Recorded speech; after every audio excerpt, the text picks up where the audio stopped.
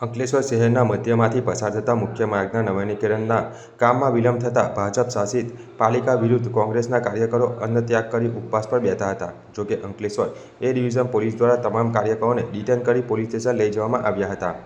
અંકલેશ્વર શહેરમાં મધ્યમાંથી પસાર થતા મુખ્ય માર્ગના નવીનીકરણના કામમાં વિલંબ થતાં કોંગ્રેસના વસીમ ફળવાળાની આગેવાનીમાં કોંગ્રેસના કાર્યકરો નગરપાલિકા ભવન બહાર ઉપવાસ ઉપર બેઠા હતા। જોકે પોલીસ તંત્ર પાસેથી પરવાનગી લીધા વગર ઉપવાસ કાર્યક્રમ રાખતા અંકલેશ્વર એ ડિવિઝન પોલીસ દ્વારા તમામ કાર્યકરોને રિટેન કરી પોલીસ સ્ટેશન લઈ જવામાં આવ્યા હતા।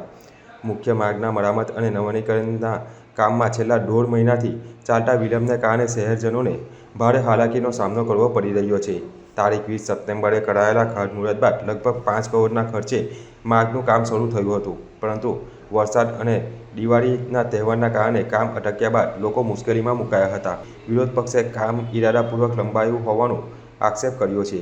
ડિટેન થયા બાદ મીડિયાને વસીમ ફળવાળાએ જણાવ્યું હતું કે પ્રજાના હિત માટે ઉપવાસ કરવાની પણ પરવાનગી નથી। આ ભાજપ શાસનમાં લોકશાહી રહી નથી। અંકલેશ્વરના બિસ્માર અને ખખડતા રોડ રસ્તાઓને લઈને 2 દિવસ અગાઉ અમે અન્ન ત્યાગની ચીમકી ઉચ્ચારી હતી, ત્યારે આજ રોજ ફરી એકવાર અંકલેશ્વરની પ્રજાને ઉલ્લુ બનાવવા માટે વહેલી સવારથી રોડ રસ્તાઓ પર સફાઈના કામદારો મૂકવામાં આવ્યા અને એવું સાબિત કરવામાં આવ્યું કે અમે રોડનું કામ ચાલુ કરી રહ્યા છીએ। આંતરિક સૂત્રોના મુજબ અમને જાણવા મળ્યું છે કે ભરૂચ જિલ્લા ભાજપના પ્રમુખ પ્રકાશ મોદીએ એક કાર્યક્રમ દરમિયાન નિવેદન આપ્યું હતું કે પ્રમુખના પતિ એ અંકલેશ્વર નગરપાલિકાના ઓફિસ બેરર નથી। તેના પરથી સ્પષ્ટ થાય છે કે જિલ્લા ભાજપમાં કોઈને કોઈ આંતરિક દખા છે અને જેના લીધે અંકલેશ્વર પ્રમુખની સાથે કોઈ અણબનાવ બન્યું હોય એવું અમને દેખાઈ આવી રહ્યું છે। આ અણબનાવને લીધે કદાચ આ રોડને વિલંબ કરવામાં આવી રહ્યો છે તેવું પણ અમારું અનુમાન છે।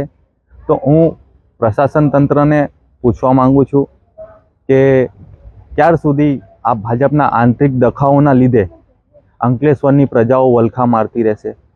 1.5 મહિના અગાઉ જ્યારે આ રોડનું ખાતમુહૂર્ત કરવામાં આવ્યું અને 1.5 મહિના સુધી એ રોડ એ જ પરિસ્થિતિમાં ધૂળની ડમરીઓમાંથી પ્રજાને પસાર કરવાનું જ્યારે થવાનું આવ્યું, દિવાળી જેવા તહેવારો પ્રજાએ આ જ ધૂળમાં કાઢ્યા, તો હું સત્તાધીશોને પૂછવા માંગુ છું કે ક્યારે આ રોડ બનશે અને જ્યાં સુધી આ રોડનું નવીનીકરણ નહીં કરવામાં આવે ત્યાં સુધી અમે લોકો આંદોલન કરતા રહીશું। જય હિન્દ, જય ભારત।